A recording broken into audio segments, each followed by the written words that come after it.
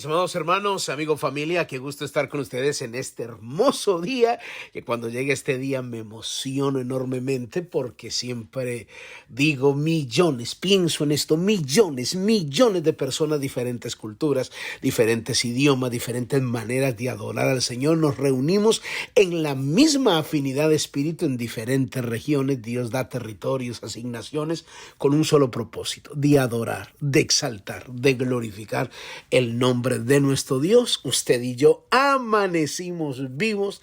Creo que tenemos razones suficientes del por qué adorarlo. Papito lindo, te damos muchas gracias una vez más por el privilegio que tú nos das de estrenar misericordia. Saber que cada mañana, como dice tu palabra, nuevas son cada mañana. Agradecidos por darnos la oportunidad de vivir ahora que recibimos tu palabra con mayor razón. Te damos muchas gracias porque esta palabra que nos hace tanto bien nos lleva a niveles inimaginables y nos permites, Padre amado, aprender principios y valores que nos catapultan a niveles mayores. Gracias por este milagro. Oro y clamo por cada persona que escucha estos devocionales donde quiera que se encuentren. Sean bendecidos ahora en el nombre de Jesús. Amén. Y amén, gloria al Señor. Muy bien, mis amados hermanos, continuamos con esta hermosa enseñanza que ha sido una explosión extraordinaria, testimonios impresionantes de lo que Dios está haciendo. Estamos hablando bajo el tema todavía hay más gigantes, pero David no puede solo. Sé que por el tiempo, por tan poco tiempo que tenemos para desarrollar el mensaje y terminarlo de una vez, así que usted tiene que prestar mucha atención, ir escuchando los mensajes para ir uniendo la palabra, porque estamos hablando, mis amados hermanos, tomamos la base bíblica de las guerras que tuvo Israel, al menos de 4 que registra segunda de Samuel 4, segunda de Samuel capítulo 21 del 15 al 22. Ahí está escrito todo lo que sucedió, los 4 gigantes que habían. Y hemos tomado ese ejemplo para decir que todavía realmente existen gigantes, obviamente espiritualmente hablando, pero que David, el hombre que Dios escoge, no puede solo. Necesitan guerreros que le ayuden a hacer frente a todo esto. Entonces, yo les estoy mostrando en la manera como el enemigo, como estos gigantes, hablando de la influencia satánica, vienen a trabajar en los territorios, en diferentes ciudades, países, como lo expliqué, con la finalidad de cegar las mentes. Y le estoy mostrando bíblicamente, inicialmente, varios textos que hablan acerca de cómo actúa el enemigo, cómo cega las mentes. Yo les dije a través de vendas mágicas. Entonces hablamos de Ezequiel 13, ya lo leímos y explicamos un poco.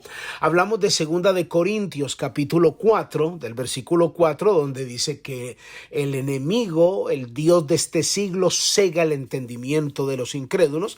Y terminamos en el día de ayer hablando de Hechos capítulo 26, donde el apóstol Pablo está haciendo su defensa ante el rey Agripa y explicándole cómo fue su conversión. ¿Por qué es necesario que leamos todo esto?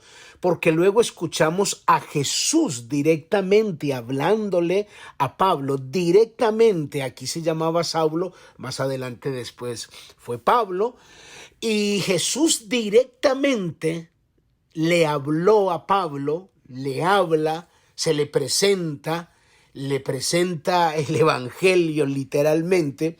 Pero Jesús dice unas cosas que ahí donde tomamos como esa base doctrinal, una enseñanza muy escritural que nos muestra cómo está la sociedad, cómo vive la gente que no conoce a Cristo. Miren lo que sucede. Vamos a volver a leer esta parte. Hechos capítulo 26 dice: yo ciertamente había creído mi deber hacer muchas cosas contra el nombre de Jesús de Nazaret, lo cual hice también en Jerusalén. Yo encerré en cárceles a muchos de los santos, habiendo recibido poderes de los principales sacerdotes. Cuando los mataron, yo di mi voto, y muchas veces castigándolos en toda la sinagoga, los forcé a blasfemar.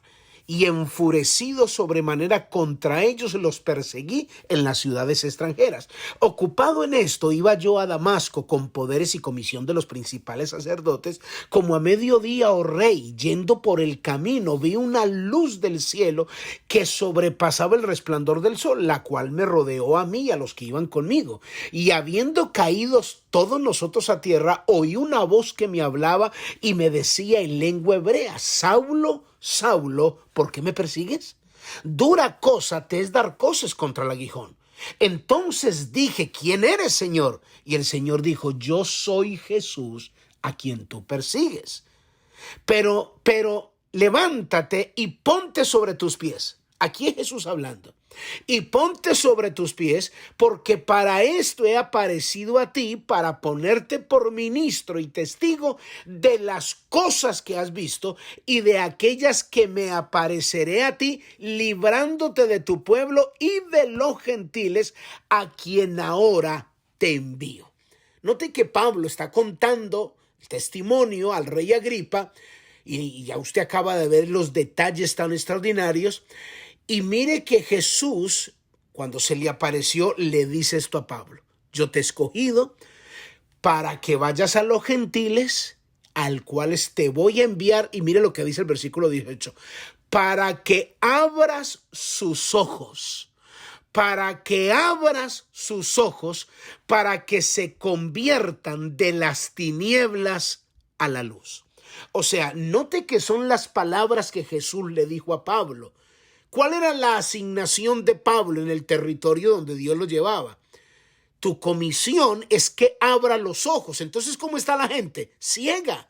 Hay gente que no entiende, que no ve teniendo ojos, porque es una venda mágica, es un velo espiritual que no le permite ver la revelación, la luz del evangelio. Y al no ver la luz, entonces la Biblia dice que están en tinieblas. Y yo sé que esto puede, a veces los seres humanos no nos gusta que nos confronten de esa manera, y a veces la gente se puede disgustar porque los seres humanos, cuando nos sentimos confrontados, que trate de decirle a una persona: usted está en tinieblas, usted es un ciego, entonces la gente lo va a tomar como una ofensa. Entonces, ¿vos que te crees muy santo? Pues, ¿ok? ¿Vos crees? Entonces suena bastante fuerte, porque nadie le quiere oír que está en tinieblas, nadie quiere oír que es un ciego aunque tenga ojos. Pero bíblicamente, la persona que no ha recibido a Cristo en su corazón, Pablo, note que Pablo era celoso fuerte de su religión, pero bien celoso, hasta el punto que cuando otros traicionaban supuestamente la religión, él los mataba, los metía en la cárcel y los obligaba a blasfemar. Ustedes no tienen por qué creer en Jesucristo. El texto dice que me enfurecía y los hacía blasfemar. No prediquen más en el nombre de Jesús. Eso es mentira. Eso es una religión. Eso es un cuento de viejas. Y bueno, la gente dice un sinnúmero de cosas. Entonces Pablo cuenta y está diciendo: pues que a mí Jesucristo se me apareció literalmente y me envió a predicar. Y me comisionó para que a través de la revelación, por eso dice, para que se conviertan de las tinieblas a la luz y de la potestad de Satanás a Dios. Entonces ahí hay al menos 3 condiciones en las cuales se encuentra una persona que puede tener su religión, pero si no ha abierto su corazón a Jesús y no ha decidido vivir para Dios, entonces bíblicamente tiene los ojos vendados, bíblicamente está en tinieblas y bíblicamente está bajo la autoridad de Satanás. Le voy a volver a leer el texto. Note que Jesús fue el que dijo: Pablo, te voy a enviar a los gentiles para que les abras sus ojos. ¿Cómo se le abre los ojos a una persona teniendo ojos? Quitándole la venda de la religiosidad, quitándole la venda de lo que antes creía que viene arrastrando por tradición, pero que no es el evangelio de Dios. Entonces la persona tiene que, cuando se convierte de las tinieblas a la luz, o sea, tiene que haber un cambio de reino. Está el reino de las tinieblas y está el reino de la luz. Y cada reino tiene un señor. Note lo que dice: y tiene alguien en autoridad. Satanás, dice la Biblia, y de la potestad de Satanás, o sea, de la autoridad de Satanás, que se conviertan a Dios. Entonces, Por eso, todo el organigrama satánico que habla Efesios 6:12 es toda una estructura que trabaja con el fin de cegar los países, las ciudades, los presidentes, los políticos, es más, aún hasta cristianos mismos. Cuando se cierran, aún hasta cristianos ya convertidos, muchas veces la gente, aunque esté en Cristo, pero todavía tiene ciertas vendas que tienen que ser quitadas, porque Dios ha decidido en su soberanía, en su amor, escoger gente imperfecta como nosotros para que predique el evangelio. Gente imperfecta. Entonces, tenemos que tener mucho cuidado porque yo puedo enseñar el evangelio a través de mis cosmovisiones, a través de lo que yo considero que es. Y por eso usted escucha mucha gente mezclando su punto de vista con lo original de la palabra, con el evangelio real. Y ahí donde nacen los legalismos, que esto no puede ser así, que usted tiene que ponerse esto, que usted tiene que quitarse esto, que usted no podía hacer esto, que bueno, un sinnúmero de cosas. Entonces, el enemigo usa estrategias impresionantes para cegar y cambiarle la visión óptica a la persona, aún siendo cristianos. Miren, ¿qué fue lo que sucedió con nuestros primeros padres en el huerto del Edén? Cuando Dios le dijo a Eva y a Adán que no comieran del árbol prohibido, ellos tuvieron que haberlo visto para saber cuál era. Ellos tuvieron que haberlo visto, pero después de que habló con Satanás Eva y le prestó el oído, el mismo texto dice que ella vio el árbol agradable y codiciable. Agradable a los ojos y codiciable. O sea, cuando le permitió al enemigo, le colocó una venda y ella comenzó a ver agradable lo prohibido. Y esto es lo que muchas veces sucede en la vida de muchos cristianos, que aún sabiendo que es prohibido, cuando se le abre la puerta al enemigo, él coloca una venda y terminas viendo con agrado lo prohibido.